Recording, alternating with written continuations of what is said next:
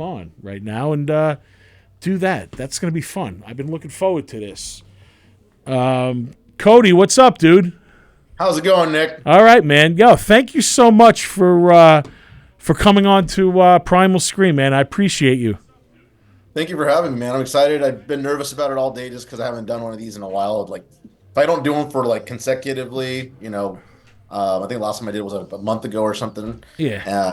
I get a little nervous before, but then nah, you're good, man. You're a professional, dude. You handled it. The whole like promotion of this leading up to it. I really thank you for all your reposts and everything, and it was pretty cool how you did that. So thank you, bro.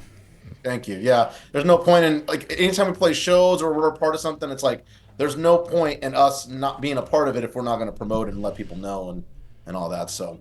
Yeah, no, I mean, that's like the whole point. I mean, you got to get people psyched up. You got to get them into the know. And like, I feel like that is a big thing. Like interacting with your fan base over, online. That's what it's for, I feel, like whether it be, Facebook or Instagram or Twitter and whatever now it's called. But, some people don't come out and see you, right? Some people don't come out and see you. They'll live off of what's put out there. So, if you come across on the internet as an approachable, likable person, it only helps your product and everything, Definitely. We love, like, our band just loves to interact with people both online and in person. It's even better in person because then there's always something crazy happening, usually like at a live show or if we see you at a live show or what have you. And so we talk about it and then we make jokes and then there's inside jokes and then we joke about it on Facebook or Twitter or whatever the hell. And so we are very active, not just on social media, but at our shows. We make sure that people feel, like they're part of us, a part of the group. And like there's a friendship, not just, oh, you're in band and I like your music. Yeah, dude, you're 100% right, man. Like, for me, like, I get Christmas cards from fans, like that have bought stuff from me, and like they'll just send it back to like the P.O. box or whatever, and like they'll send us fan art, like I don't know what's more humbling than seeing that someone actually taking like time and dedication and drawing you and like sending it to you and telling you a story behind it or whatever, or someone really opening up and saying that like your lyrics like help them through a hard time, And that's what it's really all about because, for a lot of us musicians, there's no money in it. It's not really paying the bills and whatnot. So it's about the connections you make with people and those kind of, things where people come up and tell you their stories and how they like your music and your lyrics help them through something or how you inspired them to go do something. Maybe it's not even music that you inspired them to go do whatever they're passionate about because they see how, driven you are with what you do. Right. We supposed to get paid for this shit? I didn't even know that. I always said, dude, like, if I ever break even, like, like just it's not even like the money that you put into it. It's even the time and the dedication, it's a full-time job. And sometimes it goes beyond that, Way beyond that. I'll be up at like 2:00 in the morning catching up on emails or catching up on tweets or having to, we spam the shit out of people on on Twitter, on Instagram, on TikTok and whatnot. We go on there and it's constantly just trying to promote the band, letting people know we have a new video out, letting people know if we have a show in their areas and what have you. So you're right. It's a full-time job and some. Absolutely, man. Like you, yeah, I just saw you release the new video, dude. I took a look at it. We're actually going to play it in a little bit. Tell me that whole process, dude, making that video. Oh yeah. So that video, we did it in one day. It was just a bunch of ideas that we had put together. We were kind of at first going back and forth on what we were going to do because we've had the song done for about a year. And we were waiting because we're trying to do that whole thing of, releasing music every 2 to 3 months. And so we already had some other songs that were already completed that needed to be released. So throughout this year, this is our third video we've released. As far as when we got together for the video, we kind of had an influence of doing what Marilyn Manson did on The Beautiful People, like where they were filming a lot of just different like up close shots that were kind of distorted, uh, kind of grainy, nasty looking. If you remember the Beautiful People Yeah, video where he's going with the micro little magnifying glass and getting up close to his mouth and whatnot. So we had that. We were inspired by that video, and we wanted to just get a bunch of cool different shots of up close things where people would have to go back and see the video again or slow it down or pause it to be like, wait, what was that? Like, catches their eyes.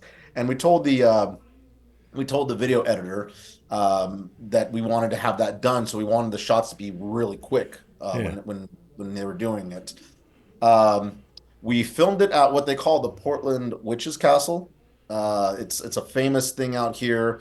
There's a big hike that people take, and people made this big old rumor about how it used to be a castle of or a witch's castle, I should say. But it was really, I think it was just like a campground, a medical campground or something like that, is what the backstory is. I didn't catch all of it, but when you go and you see it, you're just like, you're kind of mesmerized by this building. It has no roof on it. It's kind of small, but on the video, when you see pictures and whatnot on the internet, it looks a lot bigger than it actually is. so it's like decaying and it's like falling apart and stuff. It's like I wouldn't even say it's falling apart. It's pretty well structured. Like people go on top of it, and you can see the overlook, the little pathway that's there. But there's like no roof on it because it's all cement, and Oh, there's like graffiti all over it and whatnot. So when we saw pictures of that, we're like, we have to shoot a video yeah, here, dude, that's especially since it's awesome. a popular landmark. And the video, we kind of always, when we first heard the song and we were trying to think of a visual, we wanted to do something that tied in kind of like some witchcraft and some weird like voodoo doll type of stuff with the song because it kind of tied in with, kind of how the lyrics a little bit, Yeah. or that's what the lyrics could lead to. So we rented a house for the portion of where you're seeing like the girl eating the apple and the fire and all that stuff. So, but the intention was the video was supposed to make people believe that that was all shot in the same area with that castle. Wow, that's cool, man. You know what? Like how you're explaining this castle, it just reminds me of like by us. There's this place, Kings Park. It's an old psychiatric psychiatric center. It's all these buildings, all abandoned and everything, and they're like some of them are still in pretty good shape. Some of them are falling apart or whatever, but it's all like roped off, and you're really not supposed to be going into these buildings. But a lot of people just go there and shoot videos and take pictures and stuff. I actually shot a video there for a solo song for my solo stuff. That's actually what I wanted to ask you about also, dude. I see that not only are you doing the American Overdose stuff, you also have a solo music out too, right? Yeah, I started during COVID. We had a lot of downtime. American Overdose took a big break Yeah. between 2008, the end of 2018, and up until like the end of 2021. And I was just getting so crazy bored of not doing music because music is my life, and that's all I've ever known since I was a kid. So I was sitting at home. I'm like, I have all this equipment here. Like, why the hell am I not using it? And I have a lot of other influences other than what I make with American Overdose. So I just started writing, playing keyboards, doing just some basic drum beats. I'm not a guitar player by any means, anything special. I do a lot of rhythms and what have you, and so I do the real basic stuff. So I was just recording some basic ideas down. And then I ended up finding a producer that's out in the Ukraine, Nicholas, and I sent him some tracks, and I'm like, "Hey, take a look at these, see which one you think that you could do something with." And he took my song. He took one of my songs, and he's like, "Let me see what I can do." And he sent it back to me, and he's like, "Whoa, like I have some ideas. If you want to take a look, here's a little sample of what I could do if you decide to work with me." I was a little iffy at first just because this was my first time working with a producer that's completely on the other side of the world. Yeah.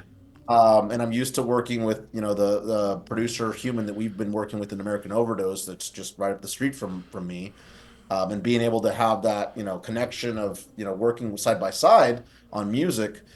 So for me, this was very different to be sending some music out to somebody and then trusting that they were gonna, do it right. And once he sent me a sample of what he could do with it, I was like blown away. And I'm like, all right, dude, like let's go ahead and move forward. And so I started sending him some more music, and I was slowly putting music out. But during COVID, when we had that all that downtime, I wrote like 30 or 40 something songs, Yeah. not long songs, but like skeletons. And it was just all different types of styles. I had some really heavy ones. I had some really like basic melodic ones and radio friendly ones and whatnot. And so I was like, you know what? The better ones, I want to put them out there. They may not sound like American Overdose, so I don't want to put them out with the band that's already got like a sound to it. Right. And so I just decided to put it out as my solo project, and I've got three of them that I've released so far, and I've made 3 videos for them. So that's more along the lines of radio rock. Like for that stuff, I'm really influenced by, Linkin Park, Papa Roach, Chris Daughtry, um, Chevelle, that kind of stuff for Stuff that solo. you wouldn't be playing with, with the band, right? American Like you said. Overdose, Yeah, yeah. yeah, man. I get it. That's what I honestly, for me, that's what I do for my solo stuff. I'm doing more of like alternative, like trap and hip hop. So obviously, DemonScar is not playing that stuff, and I just do it because, like you, I'm constantly writing. I usually used to write in like notebooks and stuff, or like legal pads or whatever. But now on my phone, I got the notes, and that's where I do it. If sometimes a word will pop up, and I'll see it, and I'll just leave it in a document. Maybe I'll come back to it and write something. Sometimes it just spews out. Sometimes it's for DemonScar, and sometimes it's not. But it all depends. It's good to have that stuff in the back pocket, man. For the longest time, I remember I found a bunch of lyrics that I had from when I was in high school, and I'm like, what am I ever gonna do with this stuff? Like, and it was just stored away. But then, I've came back to some things, and it's like sometimes just one line or one word or one way of like how you did something can inspire something that you've been sitting on forever. Like sometimes I can write a song like when I get music back from my producer, I can write the song in one night completely with the lyrics and everything and the melodies.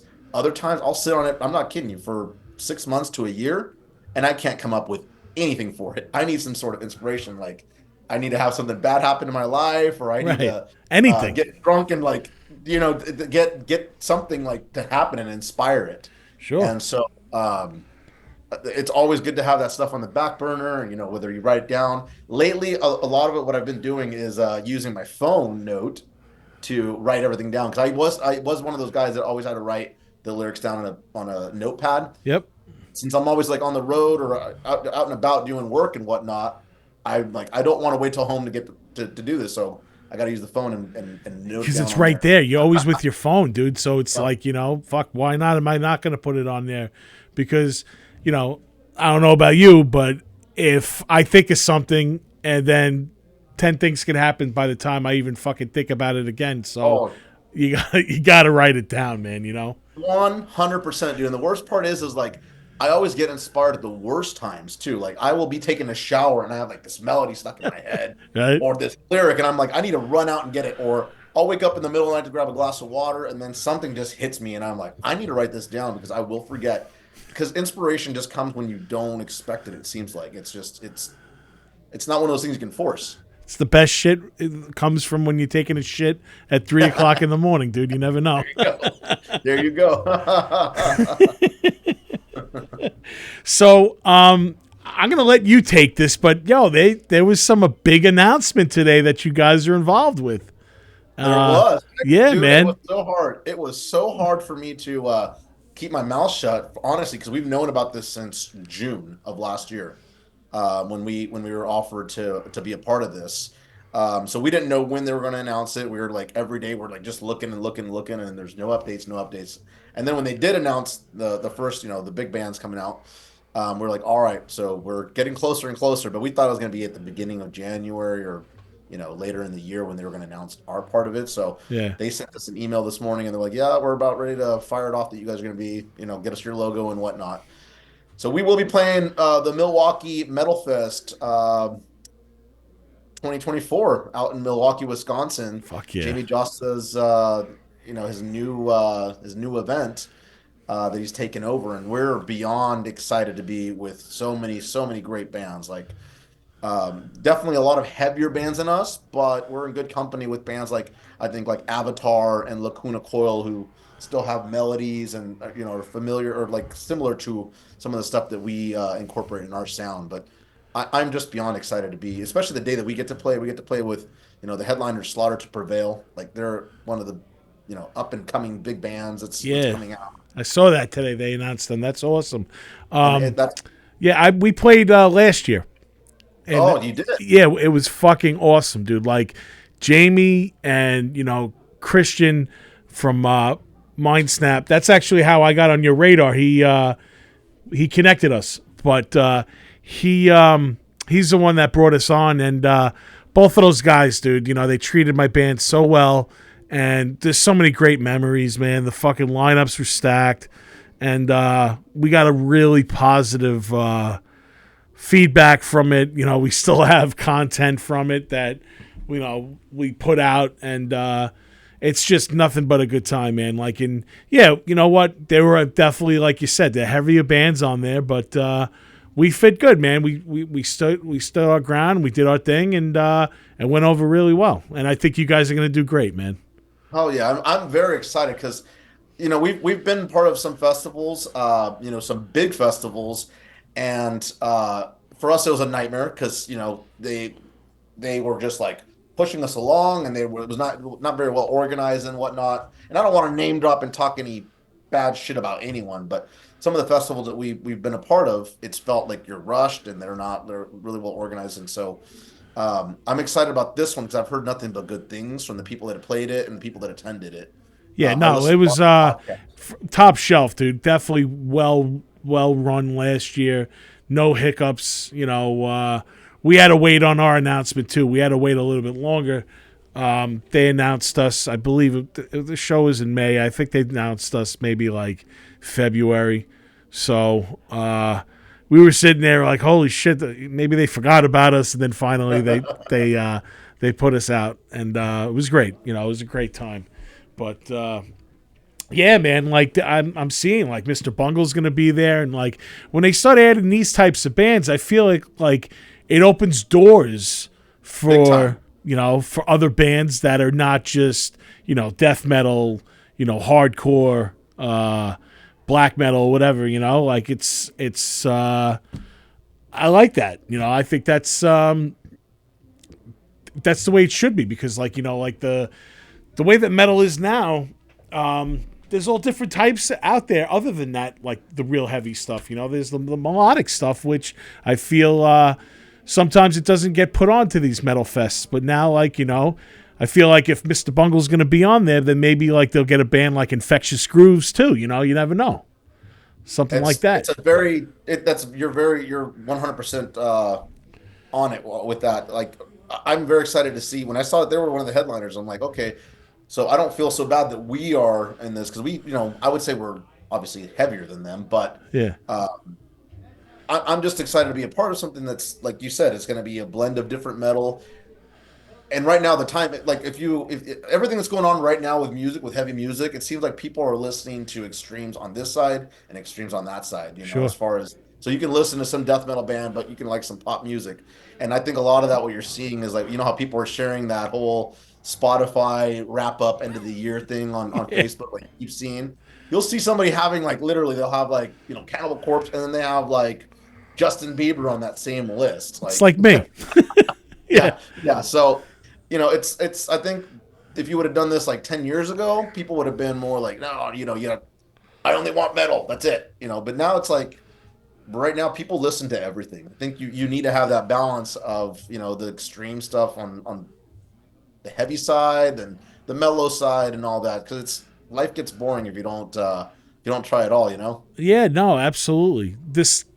Just speaking from experience with like stuff, we have another song that's coming out next week, and when I wrote the lyrics, the melody from Tell Me by White Lion was stuck in my head for like a week because I was going through my 80s metal fucking thing. Like, you know, I'll listen to my Rat, I'll listen to my Crew, and like I was listening to White Lion, and like I was like, holy shit, I love this fucking melody. And like I was in the studio, we were recording the lyrics, I was laying my vocals down and stuff, and then I'm like, maybe if I put that melody, kind of like not ripping it totally off, but like inspired by that, it may be a little bit something that we've not done and utilize. Like, we, you know, like our drummer has like these great like melodies that he does on this other tune. I'm like, I'd really love to get a dual attack vocal with him on it doing this. And dude, it came out awesome, you know, and it's amazing where you get inspired from, man, and you can't close those doors. Well, because then the good thing is that like where you got that influence, your band may not sound anything like that genre, but you took something from that genre and put it in what your band sounds like, and it just created something different and new. 100%, brother. I'm actually I want to show you a video, dude. So I'm going to put that on right now. Tony, is he going to be able to hear it when it's on, or no? Well, I'm not playing the video, just the song. Oh, you can play the song. Yeah. Okay. All right. So we're going to play the song. I don't know if he's going to hear it. All right. So you might not hear it, dude. There may be a little bit of silence, but I'll come and get you in like about 4 minutes or however long the song is. But this, you want to introduce it, brother? Yeah, it's our new single from Amerakin Overdose. The song is called Bleed. We just released it about, almost 2 weeks ago. We're excited that we're getting to finally share it. It's been out, and it's got a good aggressiveness to it. It's got some melody to it, and hopefully you're singing along to it by the end of it. Cool. All right, brother. We'll see you in a little bit. Alrighty. Thanks.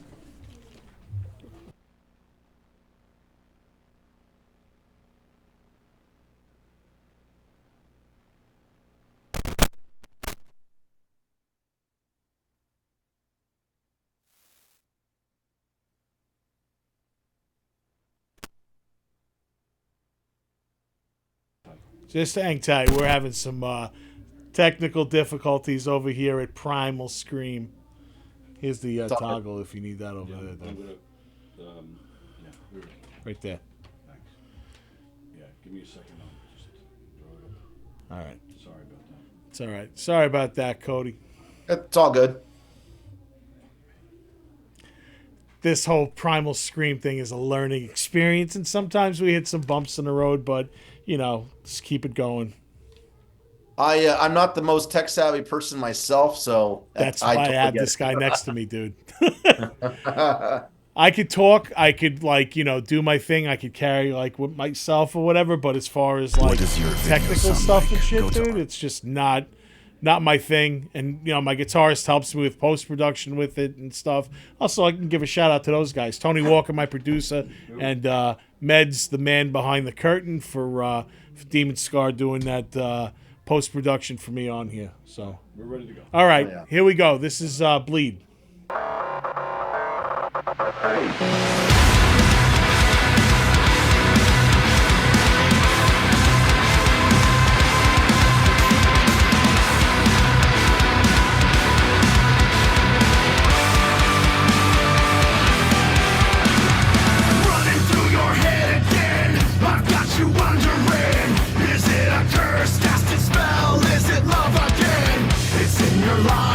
Smiles that you try to fake.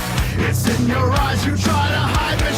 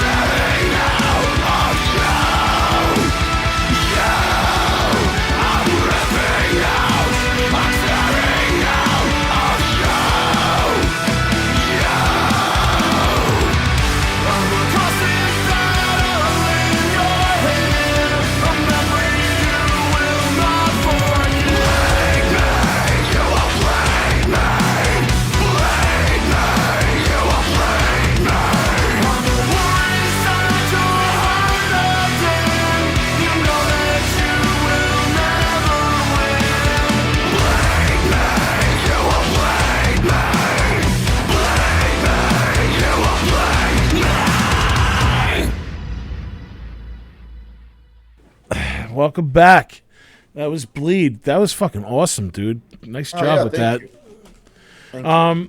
So is there like a process of like you developing like your gimmick and like your stage show? Like what's that about? Like how do you go about doing that? Are you talking about like the live performance, like what we plan to do? Like Yeah. Kind of and kind of not. It's kind of chaos. We always know like what songs we're gonna play, and we obviously wear costumes and masks and whatnot on stage, but sometimes we have plans to do certain things. Like for example, like one of the things that we've been infamous for doing is we use a lot of these confetti wand type of things, and during certain parts of the songs. Some of the venues are not too happy about that, so we let them know ahead of time, like, hey, we're planning to do this. Are you okay with it? It's part of the show.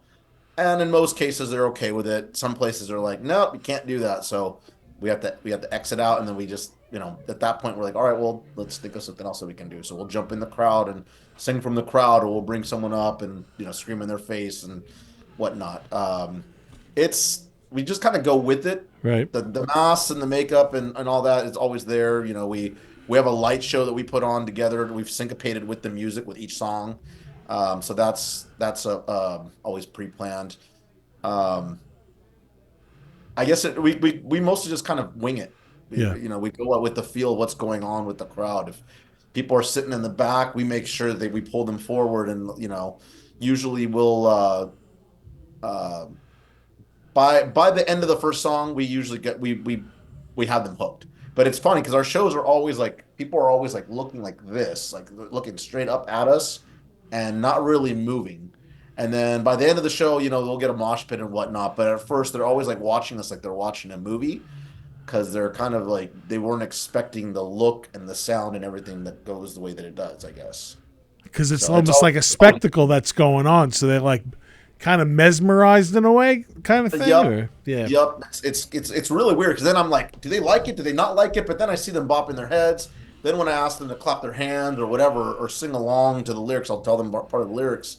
They'll sing along. So I'm like, okay, they like it. It's just we're not one of those bands that people are like trying to kill each other. It's not a Slayer pit, Yeah. Honestly, dude, like this is gonna sound so weird. The fucking craziest pit that I was ever in was a Weezer fucking pit for Pinkerton. Really? It was an oversold show at the Roseland at Roseland for the Pinkerton tour, and it had that sway, like that dangerous sway. So it kind of like went left, went right, then all of a sudden it went left, and like when it came back to the right, everyone just fell on top of each other, dude, and it was just like a sea of people. Like I was on the bottom of like a sea of people, dude. It was fucking scary, bro. I believe it, dude, because I saw a pretty crazy pit for Tech 9. Like, people rushed the stage as soon as he came out. Like, they were just moshing. I'm like, this is rap. And people were like moshing and whatnot. Hey, do you mind if I take a piss really quick? I've been drinking a lot of water. So no, please go ahead, man. I'll be right back. My producer just went pee-pee, so now you can. Wow, so yeah, I'm not kidding about that that Weezer pit. I remember just clawing my way out of there, just it was so fucked up, and I was just trying to like see like light, and I was on the bottom of all these people and everything, and it was pretty crazy. So yeah, so a little birdie also told me about another band that's going to be playing on the Milwaukee Metal Fest too, but I guess that little birdie can't sing yet. But I'm not saying anything, but I don't know who it possibly can be. But I'm sure I'll let you guys know when the time is right that little birdie can talk and say who actually else is going to be playing on Milwaukee Metal Fest. But I don't know. But yeah, definitely check out the lineup that Milwaukee Metal Fest right now is putting out. As Cody was saying, his band, Amerakin Overdose, just got announced. They're added. And all good, brother? All good, man. So I've been trying to drink now my full gallons of water, 8, whatever the hell they call it, 8 glasses or whatnot. Flushing out. The problem is with that, obviously, you're constantly peeing. I'm like, God damn it. But it's crazy, dude. You know what, man? You could take supplements. You could do all kinds of stuff. But the best fucking thing that you could ever do is just drink fucking tons of water, man. Dude, it's a natural cleanser, bro. It just fucking cleans you the fuck out. You can see it on your own. You can see it on your face. You absolutely feel better. It's weird. It's crazy. Like, I've done stints with Weight Watchers and stuff, and like that's always the first thing that they do. They're like, take the soda out, drink the water, and then, like, you know, being a big dude, you come back the first week, dude, you can lose 15 pounds by pissing it out, bro. Yeah. So well, not only that, but I'm a fucking foodie, dude. Like, I will gain weight so quickly because I love to fucking eat, and I cook a lot too. Yeah. And I will overeat. Drinking water actually fills you up faster, and so you're like, you know, you don't eat as much and whatnot. So that's another reason why I've been doing it a lot. I hear you, man. Yeah, tonight, man, like I've been doing like a physical trainer. He wanted to work out, but like it was my annual meet my friends at the steakhouse. We do it every December, and this place, dude, like it's expensive. It's called Peter Luger's. It's like a gourmet steakhouse, but they have like this deal. It's usually like steak for 3 people, but tonight they talked us into steak for 2 people in a porterhouse because you get double the meat and it's only $10 more. But like, fuck, dude. Like, I was gonna make a disclaimer before I started this podcast tonight. If you hear any wheezing, it really is wheezing. Got that meat sweats? Oh my god, dude, it was terrible. I had to tell, like, my friend had to tell him to turn down the heat, man, because it was getting too stuffy in there. Oh hell yeah! You ever been to one of those the Brazilian steakhouses where they like run around? Yes, and they give you like the little thing, like the red and the green. Yeah, dude. I won't eat all day just for those things, and by the time you leave there, you're just like, you're fucked. You're fucked, dude. You're filled with salt. You eat all kinds of shit. Yeah, actually, back in the day, I went with my friends. This is when I used to smoke weed a lot. So back then, we got really baked, and we went to this like Brazilian all-you-can-eat meat place, and we were in there for like 3 hours. Like, literally, they had to like fucking roll us out of there, dude, because we got so stuffed and like, I couldn't move, dude. Like, after that, it was terrible. And then I don't know if it's because of the price that you pay, or if it's just because the food is so damn good. It's probably a combination of both. But yeah, no, like, it's just, I'm gonna get my fucking money's worth. It's like, yeah, exactly. It's gluttony at its best, dude. You're going in there and you're just gonna eat yourself to a fucking oblivion because it's there and you want to try everything. Hell yeah, that's like me with the buffets at in Vegas. Anytime I go to Vegas, man, that's like, it's over. I'm like, I'm gonna get my money's worth. I'm a bankrupt. Fuck yeah, dude. You might as well, man. My friend lived out there, and he always had a thing. I'll give a shout out to him. My friend Holden. He would be like, "All right, listen, dude, we're gonna go to the buffet at 3:00 because 3:00 they'll charge us the lunch price, but then we'll stay the hour, and then they'll bring the dinner out, and we'll get the full thing." And it was like, they have the sickest crab legs at the Caesars buffet. Oh, Caesars, yeah, Caesars Palace has them. Yeah, that's the fucking one, bro. Yep. Yeah, we were in there for a long time. That's a smart move, man. Yeah, he knew all of them. He was he's still a photographer. He goes around and everything, but yeah, I met him. We went to a couple AVN awards out in Vegas, and he was taking pictures of like all the stars and stuff, and we would go to the buffets or eat the catering from like that was supposed to be for the stars or whatever, but like, you know, he'd give me like a pass to get in, and it was wild, man. It was definitely a wild time.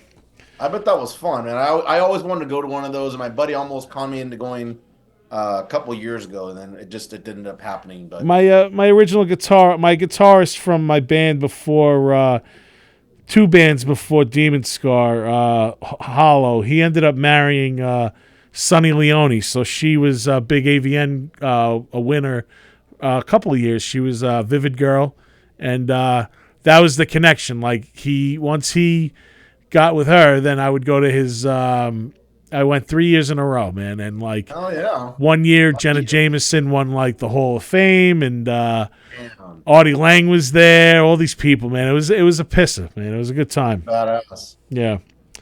Do you guys have like a pre-show ritual before you go on stage? Like anything like superstitious going on, or you got to do something that needs to be done? I mean, we used to drink a lot and party a lot, and we'd get like, our friends would be back there. There'd always be something that was going on. Since we came back, we've calmed it down a little bit, and we want to be taken more seriously and be respectful of the venues and whatnot. So we we've tamed down as far as what we do pre shows. Usually you'll find us like warming up or drinking a lot of water because we know we're going to be sweating our balls off. A couple of shows that we actually did last summer or this past summer, there was a one day I think it was like 103 degrees and it was an outdoor show. Oof. So we had a 45-minute set. We're in our fucking Ah. masks and full clothes and all that. So by the time you take off your mask, it's sweat everywhere and the sun's beating down on you. And then we played in Idaho and it was like I don't know how hot it was out there. It was like 100 and something degrees out there and the stage had no roof on top of it, so there's no covering. So now it's like hydration and whatnot. That's kind of our ritual is just like get prepared, get mentally prepared. Afterwards, we typically will do we'll shotgun a beer. And we got some footage of us that we'd like to share with people anytime after we're done with the show, and we'll have a competition of who can drink it the fastest. And I'll say it right now, my drummer Brick, he's a cheater. He likes to suck it down a little bit and then he chucks it down to say that he won, but you can hear the goddamn thing that the can that's still full of beer. So we always give him shit for that. But other than that, I mean, we're a party band. I mean, afterwards, we like to hang out with friends and go to the merch booth and Interact, man. It's what the whole people. thing's about, bro. Yeah, man, I get The it. meeting the people came out, hearing what they thought of the show and getting feedback and checking out the other bands. Like we always like to stick around, regardless if we're playing first or last. Like we like to go up there and even if it's for a song or two, if we're playing later in the night, we'll watch the first band, second band, and then we have to go get ready, obviously. But big supporters of other bands that we play with and local music, underground music, just because that's where we're at, and you need each other, especially when you play those shows that may not have a lot of people in them. Yeah, no, it goes a long way, dude. If you represent a band, help a band out, and you go see them, and because then there's other people there that know your band, and maybe they want to hang out with you, and then you're watching something new, and you're just introducing like another band to somebody. So, yeah, man, absolutely. That's what it's all about, networking with this, with music, because that's the key to it. 100%, dude. 100%. That's cool, bro. So I wanted to ask, do you have like a dream collaboration? Anybody like a producer or another band that you'd like to like work with? Well, Kevin Churko, out in Vegas, I think that would be amazing to work with him. He's worked with Ozzy, he worked with Disturbed, he's worked with Papa Roach, Five Finger Death Punch, In This Moment, like just tons of huge bands that we kind of admire and whatnot. I think it'd be awesome to get him to produce us. We actually reached out to him at one point, and he got to hear some of our older material, and he was really impressed with the music. But we didn't have the kind of fundage that it would take to work with them. So you never know, I think man. Kevin Churko would be one of the persons that I would love to work with. If we could get a guest vocalist, I'd love to get Chad Gray from Mudvayne to do a guest track with us. I absolutely love that band, and Chad's probably one of my favorite vocalists of all time. Jacoby from Papa Roach would be an awesome person as well to do a collaboration with. Sure. The great Brings great a lot of vocal. energy. His energy's Lots awesome. of energy. He has the most energy I've seen in anybody, and especially like it is not. He hasn't slowed down at all. No. It seems like he just gets more intense. We just saw him a couple of months ago here in Portland, and he jumped off the stage, and he literally ran all over this arena and like was in the crowd and just. And Papa Roach, they've been around almost 25 years? They're one of those bands, dude, that I'll be honest with you. When I very first heard them, I liked them, but I thought they were going to be one of those bands that's just like, Fizzled. okay, they got that one hit song and that's it. No, they've become one of my top, like I would say maybe top 3 bands that I fucking absolutely love. That's fucking and awesome. They've only gotten better and better and better and better every album, I think, because they're everything that I want my band American Overdose to be. They've evolved with the times, and they've been able to still have their sound, to keep their sound of who they are, their identity, but evolve with the times. And they do that through their music. They do that through their social media, how they present themselves and everything. And it's Stay just like, relevant, man. You know, you gotta. you got to. And there's been a lot of bands that were in that genre that got left behind, and I thought they were going to be huge, and they just didn't. Nothing ever happened with them. And to see Papa Roach kicking ass and still out there, man, that's awesome. It's inspiring, dude. Very inspiring, exactly. 100%. Bad Omens is another newer band, and I'd love to work with Sebastian, the singer. His voice is fucking just top notch. I think I don't know how he does it. Like, I'll sometimes sit down here and I'll try to sing along to some of the lyrics. I'm just like, in the songs, I'm like, I don't know how he gets his voice that high. It's pretty crazy, man.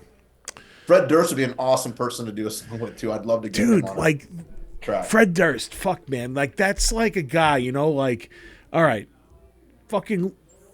To me, that performance at Woodstock '99 has to be has to go down as like one of the most important moments of rock, even though it was a shit show. But the way that the energy that they brought, and like, yeah, they try to flip it on them and say they shouldn't have performed like that. Dude, you got to see a fucking 150,000 people and you bring it like that, bro. Yeah. You're fucking, you got a check mark in my book, dude. Oh, you know, for sure. And oh man, like anytime I watch that performance, I'm like, I don't feel like they were responsible for that. No, dude, it was the fucking promoters and the shitty fucking the way that they put on that shit show, dude. It's not their fault. They did their job, dude. They did their fucking job. Speaking of shitty promoters and shitty like situations, I don't know if you heard about the Blue Ridge. Oh my god, man! My friend was vending there. He took videos of it. His shit got ruined. Another friend is a tour manager that played. He is a tour manager for Stephen Pearcy, and he played on Thursday. And that's before it was like 95 degrees out, 100 degrees out, and then all of a sudden, like the fucking storms came in, and they weren't ready, man. I don't think that festival is gonna happen again. Hopefully not, man, because I've always heard that it was a shit show, and I took my chances. My girlfriend and I, we took our chances, and we went this last year, and we arrived on Thursday, but we didn't go to the actual event till Friday. Yeah. That was a shit show in itself. We actually ended up leaving early. Slipknot's one of my favorite bands. We left before Slipknot even performed because we were not wanting to wait for 4 or 5 hours for a freaking bus to come pick us up to shuttle us over to the parking lot where the cars were. Because it literally did never gotten out of there. 3.5, 4 hours in the sun to get from the parking lot to the venue. That's not right. By that point, I'd already missed a lot of the bands I wanted to see. I was livid. Yeah. No, my friend, he was doing merch, and dude, most of his shit got ruined, bro, because of like they had no cover really, you know, like they weren't prepared for whatever fucking warning a tornado was going through there, and they lost a lot of fucking merch, dude. Like destroyed a lot of shit. I can't imagine the bands that traveled across the states that were, invited to play, like the underground bands that were excited to play, and then to get there and be told that you can't play, or imagine it got canceled. I'd be fucking pissed, dude. That's a financial disaster. It's huge disaster. It can ruin a band. It can. People be like, all right, we're done. Like the porta potties were like overflowed like the first day or whatever. I heard they were disgusting. The trash was not taken out. People were passing on the lawn and just like, I didn't know if they're dead or not. I'm looking at them just like they look like they're dehydrated and shit. Trying to get water was a nightmare. It sounds like a new Woodstock situation. It was. So that's why when you mentioned that, I'm like, I could see how that place probably would have turned into, another Woodstock. They're lucky it didn't. Yeah, the next day probably would have, because people were irate, they were pissed, and they weren't happy with the I was actually at Woodstock '99, and I took off. This is way before cell phones and everything, and that Sunday, like I camped out from Thursday, and I got there Wednesday. Actually, I stayed in a hotel. Thursday, I camped out, and then that Sunday, I got up. I was already sunburned to shit, done. I watched Willie Nelson. I looked at my friend, and I'm like, you want to get the fuck out of here? And he's like, dude, I've been waiting for you to say that for fucking 2 days. So we ended up getting back to the car. I had the shit scared into me. I couldn't shit for 2 days. I did the biggest shit by my car. I finally get into the car. I drive home, and I pull into my driveway to my house, and both my parents run out the front door, and they're like, "Thank God you're home! Look, it's what's on the television." Like, that's when the fucking shit was going in, and like, you know, they had like the roads closed off. I know friends that got stuck there for like 3 or 4 days, so that actually hung up my boots for multiple day festivals. Like, I wouldn't do it under any circumstance ever again. Yeah, it's when you go to those festivals, you're expected to be like you well organized and whatnot, and so when shit starts just going wrong, it's like this is not even worth it. I'd rather go to a concert with 3 bands, 4 bands. Yeah, and then I go home, I sleep in my bed, and I don't worry about a big old fucking mess of, you know, humanity, toilets and fucking all that crap, man. It's like it's. I still want to check out like Incarceration out in Ohio. It's a Danny Wimmer one, and I've heard it runs pretty smooth. So I'm thinking that next year I may be going out there to check that out. I got no problem going to like a multiple day festival, but I'm not fucking camping on their grounds, dude. Oh hell no, me neither. I'm getting a hotel. Yeah, hotel, shower, shit, sleep in a nice bed each night, air conditioning. You know. Fuck it, dude. If I'm gonna be out there all day like that, you know, I'm gonna take care of myself because, you know, I'm not gonna do that to myself. Oh, for sure. So we played Rockfest out in Wisconsin in 2018, and we did the whole camp out thing because we're like, you know what, let's be there the whole time. Let's have let's hang out with people, promote and whatnot. We didn't play till Saturday, but we got there I think Wednesday night. And so we were there for a couple of days partying and raging and whatnot. But after day 2, being out there and you wake up, you're hungover, the sun's beating down in your tent, and all you hear is noises everywhere, people partying and people puking over there and people fucking over there and just people being loud and rowdy. You just want some peace and quiet. Sure. And you don't get it out there. And so we ended up playing. We got dehydrated. We ended up getting heat stroke. Like most of us got heat stroke, and we had to play 3 different times that day because we played an earlier set, and then they had us play a mid set, and then they had us play after Godsmack got done playing. We played the smaller stage on the side so that there was music still going on, and it was after that we're like, all right, we're not going to stay for Sunday, and I think it was Disturbed was playing that day, and I forget who else, but we're like, let's pack our shit up and get the hell out of here because I need to get to a hotel. I need to take a real shower. I need some real sleep and all that. And we learned our lesson about camping that time for sure. Sure, absolutely. So, dude, other than Milwaukee Metal Fest, you got anything you want to plug? Any upcoming stuff? Not really. Other than we're planning on releasing a full-length album in 2024. Hopefully, in the earlier part. We don't have a set date, but right now we're getting the designing done, the artwork, finishing up a couple of last tracks that are on there. Bleed will be on there, and the last 3 singles that we put out before that as well will be on it.